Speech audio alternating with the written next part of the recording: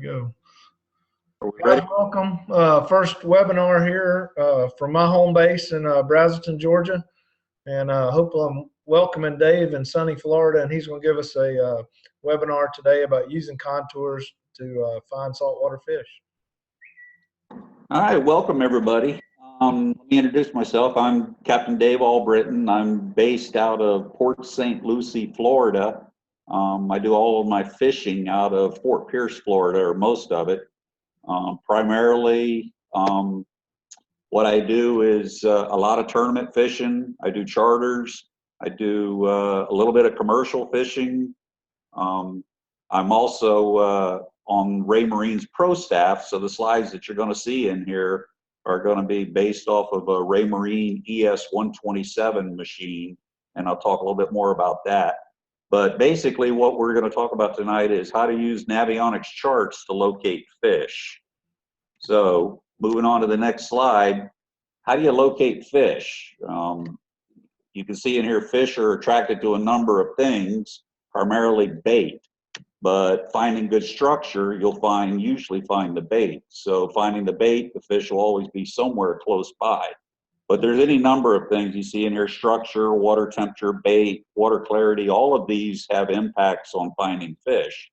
What I'm going to show you tonight is how to use the navionics charts to find structure. Therefore, you should find the bait, and then therefore you'll find the fish. So let's move on to the next slide. How many of you end up having a slide like this when you're looking at your GPS? On what you're going to see is you see all of these contour lines that are located on this screen. You'll notice, you know, you've got some in here. You can see with the pointer that I'm looking at, there's a 1 foot change. So what we're looking at is each one of these lines are a 1 foot change in depth. And as you can see, you get in some other areas in here where the lines get a lot thicker. And what that's telling you basically is you've got multiple changes in depth. Therefore, you're probably looking at a reef or some other type structure like that. So how do you get to this screen? All right, well, let me show you using the Raymarine machine. What you'll end up doing is going to the map screen, and then you're going to click on menu. Once you get to menu, you'll go to presentation, and there will be a drop down box that'll tell you to select chart. As you can see on the screenshot that I'm showing you here, there's 4 different options. I happen to have the CMAP 4D, the navionics nautical chart, which is for using for navigating. I've got the sonar chart, and then I've got the lighthouse charts. So what I'm doing in this instance is I'm selecting the sonar charts. Notice that there's a note in here that says it's not recommended for navigation, even though everything that you see in the other charts is going to be there. But you have to click on this sonar chart to see these contour lines. So here's another screenshot that shows a popular area off of Fort Pierce that we fish, Fort Pierce, Florida. The lines you see on this shot are contour lines, and each line represents a 1 foot change in depth. So as the lines get closer together, or you have a larger change in depth area, the water will show as a darker area on the screen. The darker areas are typically reefs or ledges. So these are the areas that I want to investigate when I'm planning a day of fishing on the water. I do want to point out, anybody that notices my waypoints up here, I can assure you that these pictures were taken in my driveway, and you're not going to find any fish in my driveway. But what you're going to see in here, looking at this map, is you see how you've got the darker lines in here, and then the individual lines out here. Anywhere that you see these darker lines, it's where you've got multiple changes in depth, and that's what we're looking for. What I typically will do is, when I'm getting ready to go out for a day of fishing, one of the things I'll do is I'll sit down and take a look. You know, do I want to run north, south? You know, which direction am I wanting to work? And then what I'll usually do is just zoom in on my GPS screen and look for areas in here that I may or may not have fished. Coincidentally, what you're going to find down the road is when this screenshot, I've hidden all of my waypoints, but what you're going to end up doing is once you go on the screen, you're going to usually find that your waypoints are going to coincide with these darker lines, because those are usually places that I've caught fish in the past or places that I've seen really good structure. So this is a zoomed in shot of that previous slide, and in the center of the screen you're going to see a darker area. So what I'm going to do is I'm going to zoom in on this for you for just a little bit here. Oh, sorry about that. Let's go. I'm going to zoom in on it. That show it a little bit clearer for everybody, I hope. Yeah, looks good. All right. And then what you're going to see is you see these dark lines in here where they come together. That's a ledge.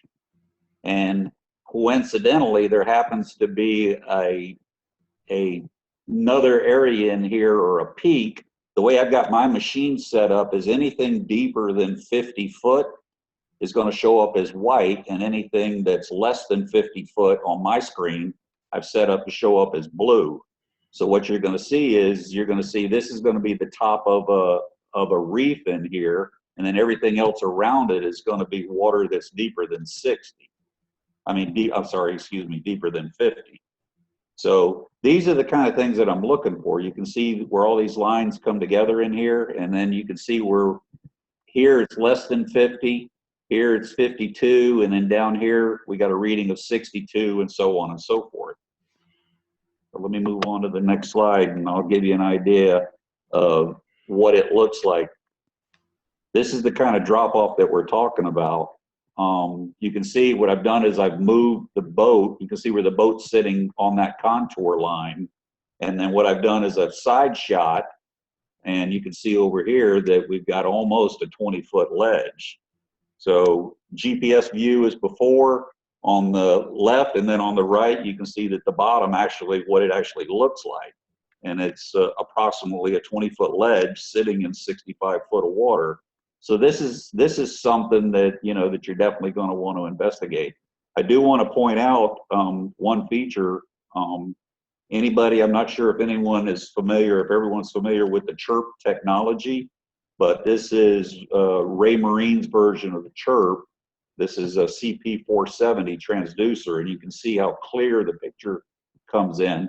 And what you're going to notice up here is individual fish. These are typically snapper. And then you can see a little bit of bait holding right here on the edge of the ledge, and then a little bit more down here, and then down at the bottom, a few more snappers sitting right around that rock. So hopefully that's clear, but you see what I'm using is I'm using these contour lines to find these dramatic drop-offs, and these drop-offs are where you're going to find the fish. Moving on to the next screen. Here's another view, and you can see that what I've done is I've moved the boat slightly. I've moved a little bit on my screen. This is north, south. This is going to be east, and over to the left is going to be west. So I've moved the boat a little bit to the east, and then you can see it's just kind of the same ledge, but a little different view. And what you're going to see is a lot of bait fish holding right here, right at the top. And then again, I've got some bait fish down here at the bottom. And then the predator fish, your snapper, are going to be sitting up here. And then you can see right in here, you're going to have some snappers sitting just outside the bait school. So these are the kind of things that I'm looking for. Again, just another view. I've got a couple more views here to give you an idea of what this looks like. Where I'm at here is I've gone off the drop off, and now I'm coming back up onto the ledge. So this is going to be, I'm heading to the north, and this is going to be right at the bottom of the ledge. And you could see the amount of snapper that are holding down here on the bottom.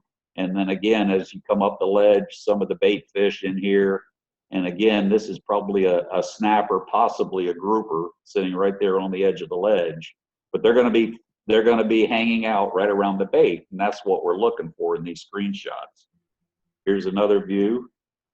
And this is, again, this is back headed to the south, and again you can see where some of the bait's holding here, and where you find bait, you find the snapper holding right around it. So all I did was I I came up on the ledge and I turned around and came right back off the ledge, and you can see the dramatic drop off.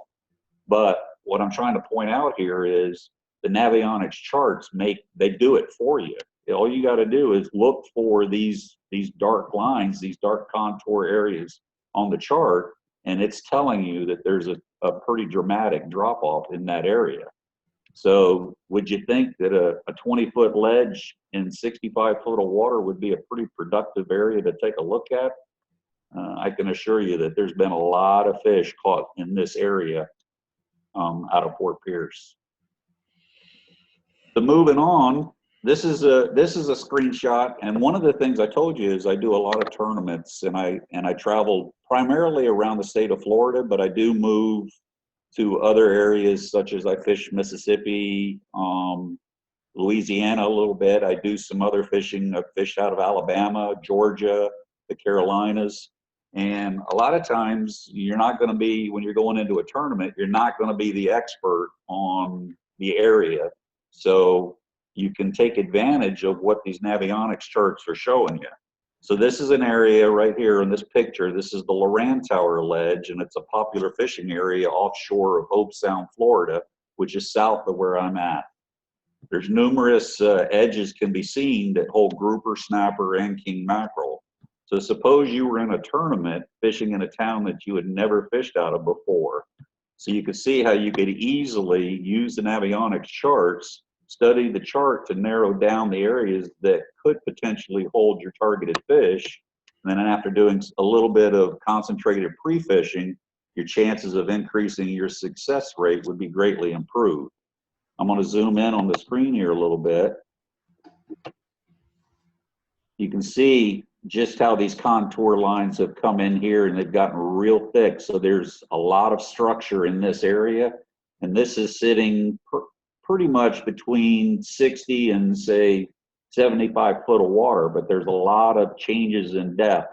You see, I think that's 55 foot, and then you go to 74 foot. So a lot of reef structure right in the middle of this area. And again, this is a pretty popular area. So here a while back, some friends of mine and I were fishing a tournament, and using the Navionics charts, I told you this was a good way to narrow down your choices. Well, here's the 2017 Palm Beach Meat Mayhem. Largest fish was caught using the Navionics charts and the Raymarine electronics to locate the prime fishing areas off the Loran Tower. And you can see we're holding a nice big fish and multiple checks. Just in case somebody thinks that, it's a fluke and you just got lucky. Well, here's the largest king mackerel and third place aggregate in the 2017 Pompano Beach Saltwater Slam Tournament, again caught using Navionics charts to locate the ledges. And in these tournaments, we're fishing primarily for king mackerel, but you can see we did pull in some mahi also. But you can't be an expert in every area that you go to. So what we do is we use the Navionics charts to narrow down, make it a whole lot easier to find, good structure, therefore good bait, and find the bait, the fish are going to be there. So this is a picture, again, we're fishing a lot of different areas, and this is what you're going to see on the screen here is where I'm showing the red pen here. This is the Offshore Ledge out of Jupiter, Florida. This is the main ledge that sits in approximately 100 foot of water. To the left of the cursor, what can also be seen, and I don't know if you can see these in here, there's numerous little dark patches in here, and I'm going to zoom in a little bit, and you can see the main ledge is over here, and then you can see all these little patch reefs and stuff that are inside. So one of the things that I wanted to point out by this picture, when you fish, typically when we fish tournaments and stuff down in Jupiter, that most everybody is sitting on this main offshore ledge. But with the aid of the Navionics charts, what you're seeing in here is all of these other ledges, and you notice they're 75 foot, a few of them on the inside going to 60 foot. These ledges are also very productive areas. So don't overlook these. And the reason I'm telling you this, in 2016, November of 2016, at the Southern Kingfish Association National Championships, the largest fish in the tournament, which was a 62-pound fish, was caught on one of these inshore ledges. And I believe it was somewhere right down in this area.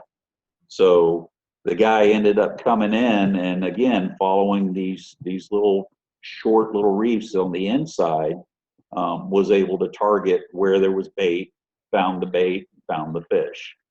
So the charts give you a lot of information. One other thing I wanted to point out, you see a lot of these red lines that are running across like that. In most cases, when you see those are going to be submerged cables. And I'm going to show you a picture here in a little bit about the submerged cables and how they can help you. Click off here. All right.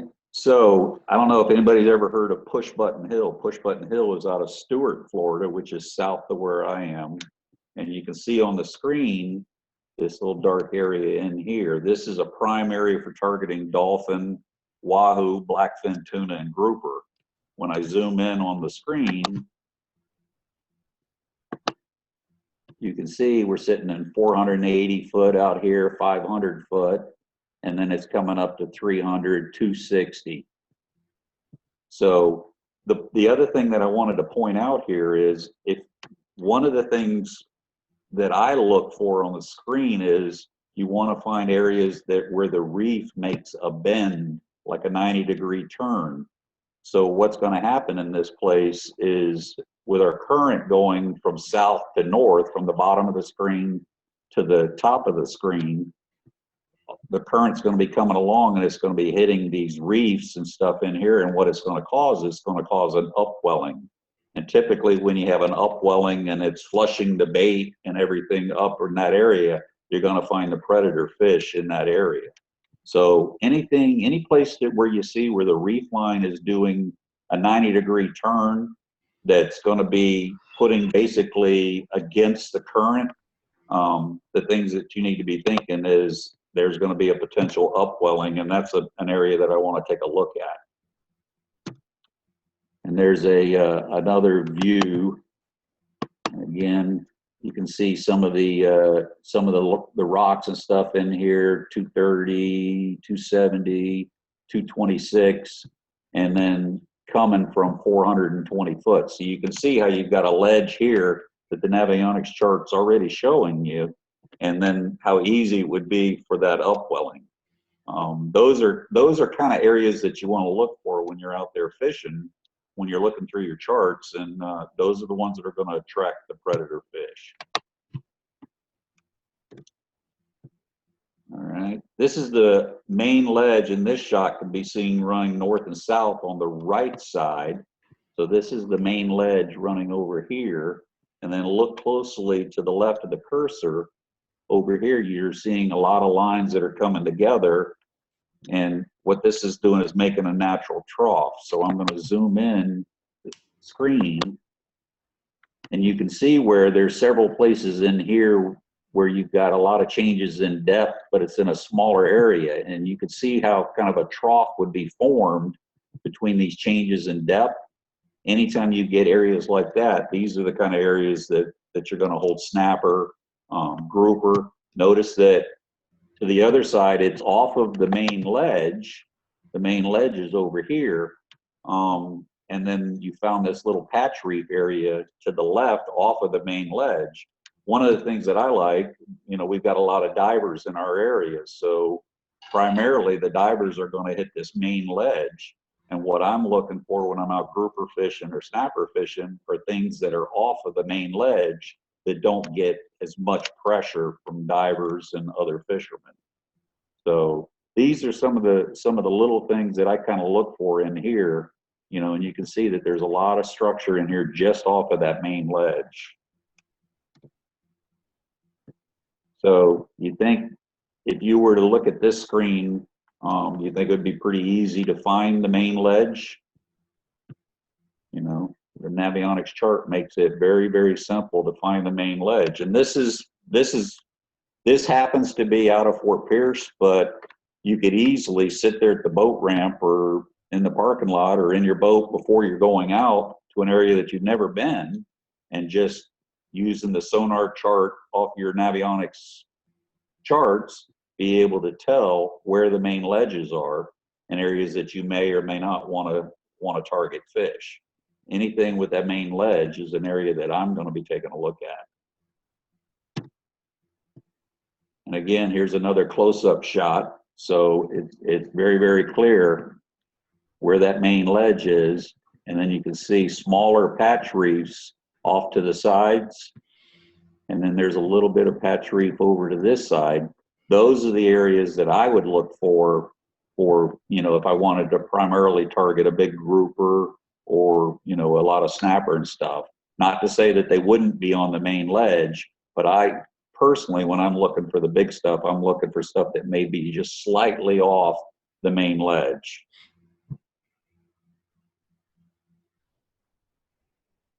Here's a zoomed in shot of that same reef line. It might be a little easier to identify some of the smaller patch reefs, and you can see how some of the main ledge was back over here to the right, and you can see how some of these smaller patch reefs are sitting just off of the main ledge, and these are prime areas to target grouper and snapper, as well as king mackerel and some of the other fish that are going to be cruising up and down working this ledge. So these are some areas that you definitely want to take a shot at.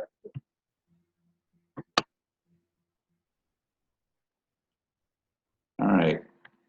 So what I want to point out here is look closely at this this chart. Sometimes these little subtle changes, and let's zoom in a little bit. So you see where we're going from out here, it's 160 foot, and then there's just a little circle in here that goes up to 144 foot.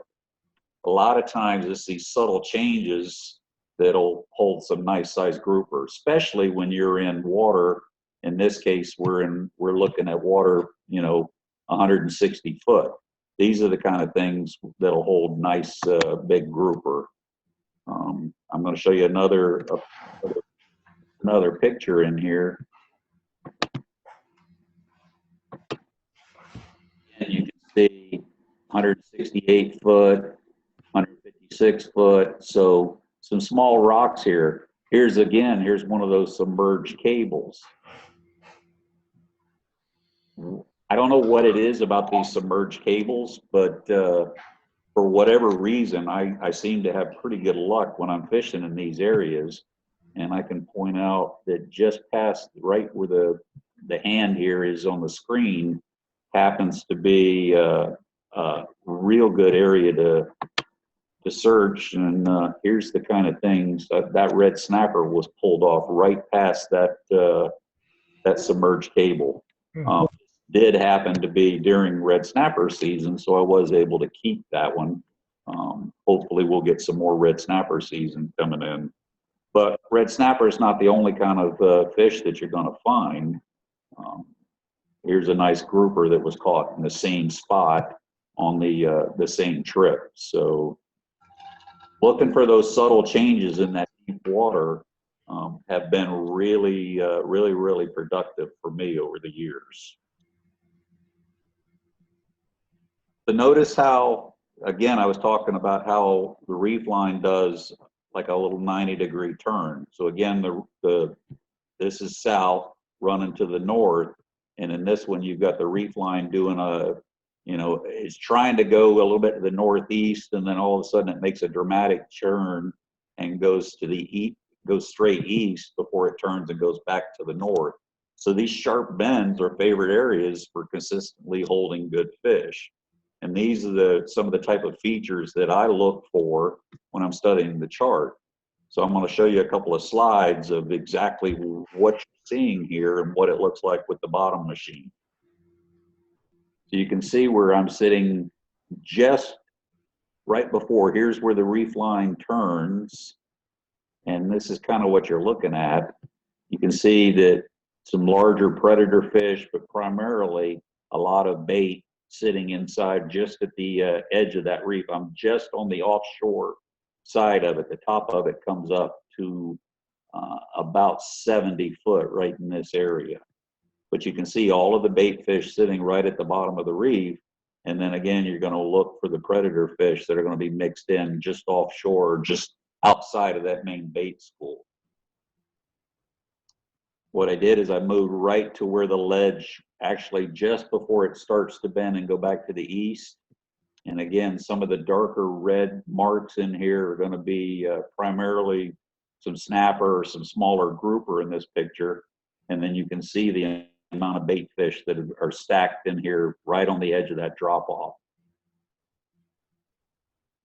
Moving to the center, this is the section of the reef where it goes back straight to the east. And again, I'm just off the drop off, kind of just as it's coming up, and look at the amount of bait in here that are holding right on the top of this ledge. The other thing, and I don't know if you can really tell in here, but there's a little bit of a cave. It's a small cave that can be seen, and then what you'll see is you've got a little bit of fish holding just outside the cave, and then a little bit of, quite a bit of bait fish holding above the cave. These are prime target areas for holding larger predator fish. And then what I did in this picture is I pulled the boat off of the ledge just a little bit to give you a little more dramatic feel. And again, this is nearly a 20-foot ledge, and I'm only in 96 foot of water, but a 20-foot ledge is pretty hard to pass up when you're out here fishing. And pulling off of it, you can see where the bait was holding right there, right on the drop off. So these are nice areas to look for. And I'll show you why. Last July 4th, not this year, but a year ago, this fish was pulled just where I showed you the picture of the cave. And this was a 45-pound grouper that was caught by this gentleman during one of our charters, fishing right there on that drop off. So again, prime fish coming from these nice ledges and stuff that can be seen using the chart. One of the things that I'm trying to point out by this one, where we're fishing, a lot of times, primarily the current is running south to north, but occasionally you'll get a little eddy will come off and the current will turn to the south. In most cases, a south current is usually known to really wreak havoc on bottom fishing. Well, if you use your Navionics charts, it doesn't have to. So what I'm looking at is the ledge that I was fishing is down here, and this is the back side of the reef. And what you're going to see is you're just going to the north side of the reef and finding where the ledge is. So again, you've got deeper water in here, and this is where it's coming up on the reef. And this is the screenshot that I took, and you can see on the back side, you've got some predator fish that are holding just on the back side of that drop off. So don't, just because you get a south current out there, don't overlook, that you can get on into you want to get facing into the current, just go to the other side of the reef. And just, all you had to do is just sit down and take a couple of minutes and look at your chart. You knew that the reef came up on the south end of this side. Well, you can sit there and just go to the north end and look where it drops off and see if it's got a sharp enough drop off. And in this case, it did. And therefore, we were able to pull a couple of decent grouper off of it. I was impressed. This young lady was actually pretty tough and handled these grouper pretty easily. But don't, just because you get a south current, don't let that deter you from going out and doing your bottom fishing. Just look for the areas that would be facing into the current that would possibly be holding these bigger fish. So if you were studying your Navionics chart and you ran across this, would this get your attention? This is a shot of the area inside. We've got an area off of Fort Pierce that's called the Aqua Lena protected zone. And it's protected from bottom fishing, but it's open to trolling. So several of the peaks in this area are over 100 feet high, and these are prime target areas for Wahoo. And you can see you're coming up to 186 foot in this one, and it's dropping off to 240. just out here a little ways, 280. So it's almost in a very short distance, it's almost a 100-foot ledge. Anytime that you find peaks like this, again, with the current moving from south to north, it's going to cause an upwelling. And on certain days, when you get out there, if it's fairly flat, you've got a pretty good current. The stronger the current, the more the upwelling. And typically, the more the upwelling, a lot more, you're going to see a lot more predator fish in that area. This, again, this is an area that's protected, and they show you on the chart with the red lines in here, and there's a drop-down box that shows up on the chart that lets you know that it is a protected zone, but you can go in and you're just not allowed to bottom fish with the protected Aqua Lena coral in this area, but wahoo fishing and dolphin and blackfin tuna and other species are very abundant in this area with these larger peaks. So again, we're sitting here and we're moving, let's say we're moving to an area that you'd never fished before. This is a screenshot of the ledge down near Tail End Buoy. Tail End Buoy is about 35 to 40 miles west of Key West. And what I'm trying to show by this picture is there's two prime areas that can be seen from this shot. So here's the first one that I wanted to highlight.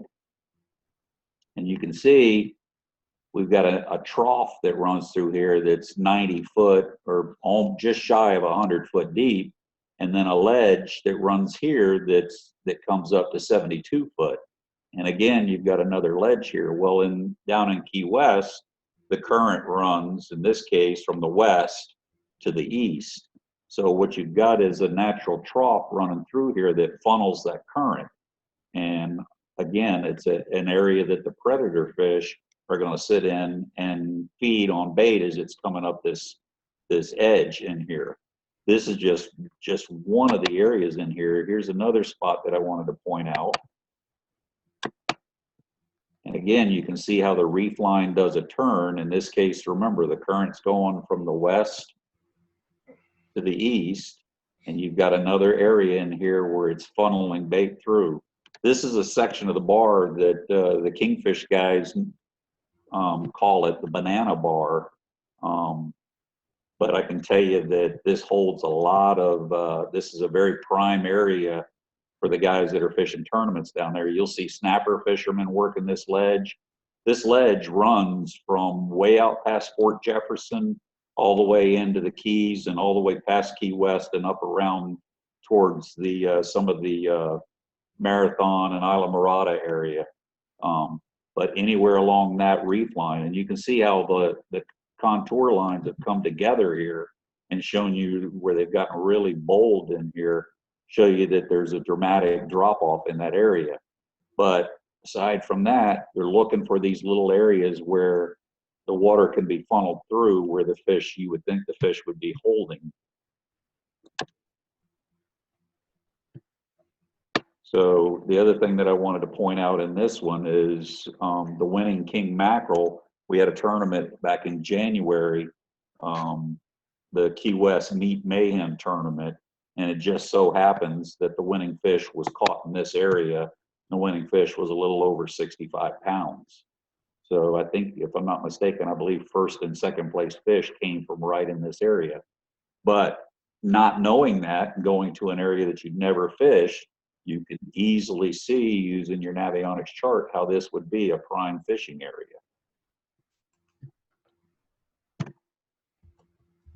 And here's another shot of that same area, and what I've done is I've zoomed out a little bit, and this is actually where the buoy itself is that they call Tail End Buoy, and Navionics charts puts it in there for you. Here's another thing to point out. Notice how the reef, you've got the main reef runs like this, but you've got some other structure that runs back. And this is another prime area. Again, that current's moving west to east. And when it's coming across this, it's going to cause another natural upwelling and another place that's going to hold a lot of bait and therefore a lot of predator fish.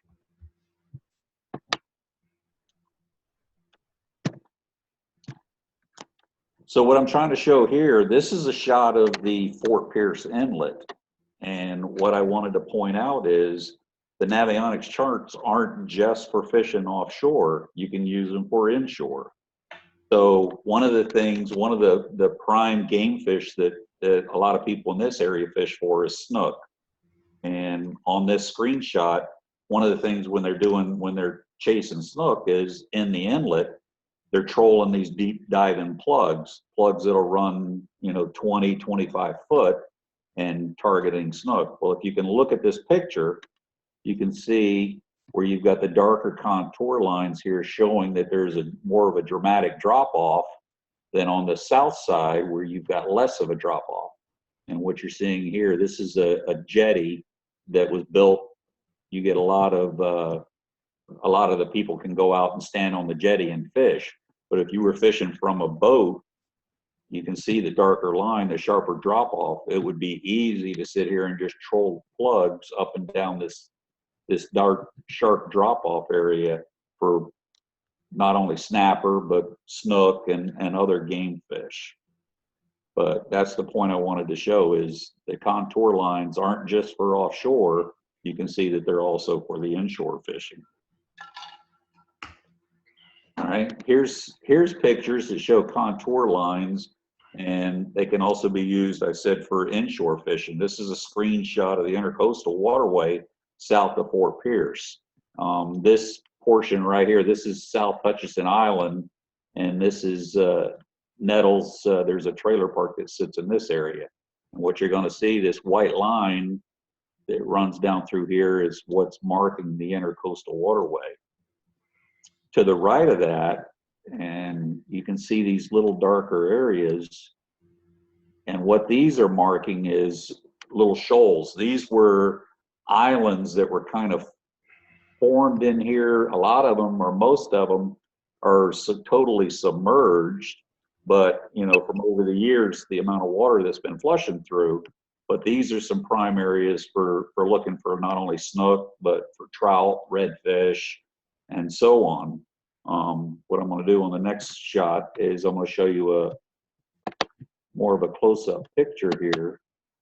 And these also, again, these are submerged islands. The only time that you would ever see this is in absolute the lowest possible tide.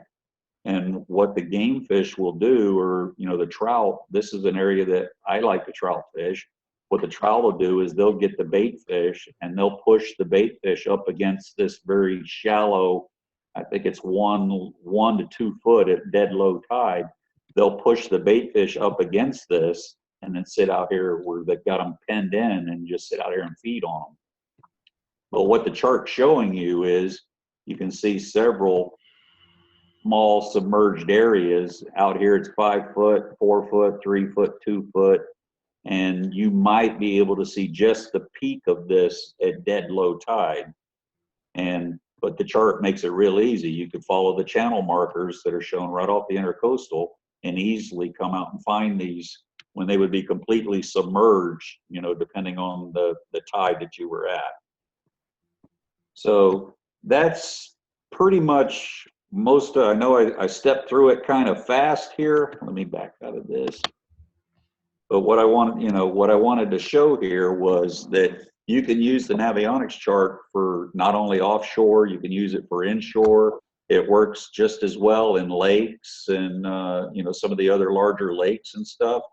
One of the other things that I wanted to show you, I went by, if you're not sure, I went by West Marine today and I picked up this guide that says update your charts. The West Marine Bass Pro will have these also. And this can easily help you figure out which chart's best for your area, as well as giving you the price line guidelines and stuff for each of the charts. I know I stepped through it kind of fast, everybody. I apologize. Any questions that I can help you with? I fired up. Been sending a couple notes, Dave. Some great catches. Man, the pictures are awesome. Okay, well, thank you. Really awesome. What I wait, people ask some questions, but I saw that beautiful red snapper. Tell us about the seasons, what's going on with that right now. We'll wait for some questions. All right, well, let's step back for just a second here. So the latest information on this one, the last time that we were allowed to fish for red snapper was back in 2014, and I'm talking on the Atlantic side. Right. Has had seasons, you know, varying. They gave them a few or less days this year than they did before, but we haven't been able to fish for red snapper since 2014. Wow. Primarily based on government data that says that the stock has been overfished. I had talked to a marine biologist here a while back, and to better understand, because I every time I go fishing, bottom fishing, it seems like I catch red snapper just about every time I go out. And so I'm like, well, how can the data be accurate if I'm constantly catching red snapper? The feedback that I got was what they're looking for are these big breeder fish that you see here. Yeah. Primarily what happens is the larger, older fish, the number that the lady gave me was fish in like the 40-year-old range, put 10 million eggs, where a younger, more juvenile fish will only produce like 1 million eggs. So when they do their stock assessments, and what they did in 2014 and the year before that was they had biologists sitting at all of the boat ramps, and as people came in from red snapper fishing, they would come up, and what they do is they take an inner ear sample and send it off to have it analyzed, and based on that they can tell the age of the fish. And so to assess the stock, what they're looking for is to get more of the older fish, therefore larger egg producing fish. That's what they're targeting to determine whether or not the stock's been overfished or not. The latest slide that I saw, the latest email I got was one of the main guys, and I believe the guy's name's Roy Crabtree, is one of the guys that's on the board that manages red snapper. And the email that I saw said that he believes that the data they may have underestimated, and they're looking at potentially giving us a very short season late this fall where we can target red snapper. I hope that's the case, because that's one of the favorite fish of everybody in this area. Oh, no doubt. Hey, so we got a question. Michelle's asking, what are the pink birdies that were on the screen that we saw? Those are the little, I guess they're watermark, I believe is what it is. They're watermark features on there, the little purple ducks. I believe that Paul was probably Yep. You got it. one. Yeah, you got it. Hey, let's say we had a couple other questions. Navionics maps work with Garmin devices. I'm sorry to say, presently no. No. That negotiations is continuing, and it's above my chain of command, as I tell people a lot of times. Yeah. So you can see is Navionics charts. You know, they work with Simrad. They work obviously with Raymarine. They work very well with Raymarine. That's what I've been running strictly since the early 2000s, and I highly recommend them. Raymarine has their own charts, but when you combine it with what Navionics offers, it's hard to beat. And you can see some of the fish that we've caught here with that combination. It's almost like cheating. So I guess one of the questions here is, what's the best depth sounder? We call them plotters. Somebody's asking, what's the best depth sounder you would say to use with the Navionics? You kind of went on that. Tell us about Raymarine. You know a lot about that, Dave. What's the best one you've used and for the map chips and fishing? Yeah, what I use is I'm using an ES-127 Raymarine unit, and I'm using the chirp. It's called a CP470. CP470 transducer will actually read fish to 10,000 foot. Wow. But you can see, based on the clarity and everything of some of the pictures that I was showing you, and again, I'll step through. I mean, you can see how clear it shows. And most, you know, the older machines, when you were looking at like just a standard 1 kW transducer that was reading either 50 or 200 megahertz, you know, this would be seen as just a big bait ball. Kind of, you know, it would look a little closer to this with the chirp technology. And most of the manufacturers have the chirp technology, but with the chirp technology, you can see how it shows more individual fish in that. The other thing that the chirp will show, it looks at a varying frequency to pick out the fish in here. The other thing is the resolution on the older transducers with the 50 and 200 kW megahertz readings. There could be a fish laying down here within 1, maybe 2 foot of the bottom that you wouldn't be able to distinguish between the bottom and where that fish was. And with the newer technology, this chirp technology, it'll typically show if there's a fish within 2 or 3 inches, depending on the depth you're in. If there's a fish within 2 or 3 inches of the bottom, it's going to show it as a fish versus showing it as bottom. That and the one thing you said it too, and I fished a lot deep water stuff, but having chirps technology for deep water is a must. I mean, I can't say enough about it. Chirp is the only way to go. Yeah.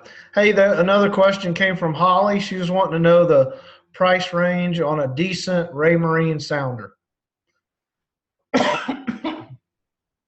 Well, that's the good thing. Raymarine has they've got some smaller units that are under $1,000.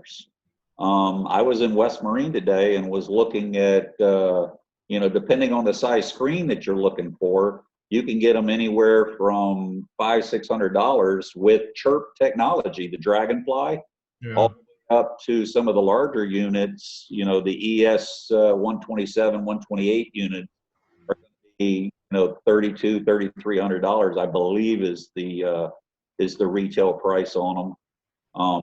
That's the machine, and then you got to add the transducer. But they're right in the ballpark with the other ones, any of the other manufacturers. The thing is if you're going to spend, with the price of gas and the price of a boat and the price of insurance and everything else you're going to put in, why would you waste your time going out there without the best technology? And by far, a good Raymarine machine with the chirp technology, you're going to easily be able to target fish. And you can see how clear this picture is. Pretty much anybody can catch fish with a picture like this. Yeah, good stuff. Hey, one other question. Advantage of Platinum Plus, and I'll kind of answer that real quick. The biggest thing with Navionics Platinum Plus is that you have sonar chart live, and then you have satellite overlay so that you can lay it on top of the map, and also your area is more defined on what you're looking for. So that was one of the questions we asked. Let me tag on to that a little bit. One of the things when he talks about the satellite overlay, again, a lot of times I go into areas that I've never fished before, and so you're looking at the beach and you're trying to figure out, well, am I in the right spot? Well, what the satellite is, basically it's a Google Earth picture, and what it allows you to do is pick out buildings and features that are on the beach that you can easily identify. Or if you're coming into an inlet that you've never been in, you can easily look at the satellite overlay and see where there's docks that you may be able to get to, or restaurants. Another feature with the Navionics, the Platinum Plus charts, is it has tide stations. And anybody that's fishing anywhere near an inlet or intercoastal or anything like that, the tide can have a dramatic effect on whether the fish are biting or not. The Navionics Platinum Plus charts it'll actually have a T logo, and I'm going to see if I don't know if I've got one on. Let's see if No, I don't have it on here, but basically it'll have anywhere you see a T logo on the chart, you can click on that icon and it'll give you a drop down menu and you can go to the tide station and it'll show you exactly what the tide's doing at that exact time. Not to mention it has the Harbor Pilot book, which gives a lot of useful information. Anytime you're going into an area that you're not used to, it'll tell you what, what's the tide, how much it's going to drop. It'll tell you, are there objects in the area that you need to stay away from or be aware of. It'll tell you places that you may be able to get fuel or, a place that you could pull up and eat. A lot of useful information in those pilot books. Good stuff. All right. One more question we got from Kenneth, and I had to phone a friend on this one. I have 2 Simrad units, NS Evo 2s. Do you know if I can run one with Navionics and the other with the Gypsum chip from NEMA 2000 network? He said he likes the Navionics chip, but JEP came in his unit. So, I phoned a friend to get an answer, and he can look at both of them as long as it's not networked together. He can also split the screen and view both at the same time on the plotter. So hopefully that helps you, Kenneth. One thing, Dave, you mentioned it earlier, and you were talking about planning your trip. And me as a Navionics employee, I can't finish without. We got 2 more questions just popped up, but I want to talk about the Navionics boating app that's available for iPhone and Androids. Folks, it's $9.99. It is one of the cheapest, best apps that you'll ever see on your phone. It's great, as Dave was talking about, planning for a trip. If you're going fishing with your buddies, you can go ahead and locate a place to fish. And it's been super popular. You can go to navionics.com and read more about the app, or you can go to the App Store and check it out. But great product, and just excited to be part of it. 2 more quick questions. I think we talked about the advantage of the Platinum Plus charts. Mm-hmm. Barry said that he purchased a Raymarine Anoxum 9. What should I be looking for when using the 3D feature? The 3D feature, basically what you're looking for is it's going to show major changes in elevation. What I do is I typically will run mine with the contour lines. I like to see, all the way down to it's going to be a lot more dramatic with the contour lines showing a 1-foot change in depth versus the 3D feature. 3D feature is going to give you an idea that there's kind of a trough, like let's say you were going across the lake or something like that. The 3D feature may show you where the deep water is kind of funneling into, but for me, it's you don't have to read the individual depths that you would on a contour line. But the other thing that you can easily do is on your Raymarine machine, you can set up watercolors to represent different depths. And, like on the pictures that I showed you in here, anything that's deeper than 50 foot on this one is going to show up as white. And in here, you're going to see shallower water. So you can easily do that with any of the Raymarine machines. That's awesome. Good stuff. Hey, Dave, if anybody's got any questions, how can they reach you? Do you have an email address you don't mind telling everybody? Yeah, I do. It's GatorFan, and that's G, the number 8, RFAN 46 at Comcast.net. Good deal. And it would be easy enough. Just send me an email and tell me that what your question was, and I'll give you the best answer I can. Again, I do charter fishing, a lot of tournament fishing, and a little bit of commercial fishing. I retired, and so I put some hours on a boat right now. But this is absolutely a must-have The other thing I was going to say about you were talking about the fishing app. A lot of times I'm on other people's boats, but I can't I can't memorize every one of my waypoints. I can take a picture, or I can save those on my app, and then when I go on somebody else's boat, I have most of my waypoints with me on my app that I can pull up, and we can take a look at. That's great. I just wanted to leave everybody with, if you got questions and we didn't answer your questions, you can always email help@navionics.com, and we'll be glad to get somebody to help you online. We have a great crack staff customer service group that'll help you. And then you can swing by Bass Pro or West Marine or Cabela's and any local retailers. If they don't have any of those catalogs, tell them to email us. We'll send them some. So we do appreciate everybody being online tonight. And Dave, thank you very much for your time. And look forward to our next webinar, which is coming up in the next couple of weeks. Check out navionics.com for our incoming seminars. And if you know of one that you would like to see, or somebody you'd like to do a webinar, you can always drop me an email. And my email is tbranch@navionics.com. Thanks, Dave. Have a great night. All right. Thank you, everybody. Enjoyed it.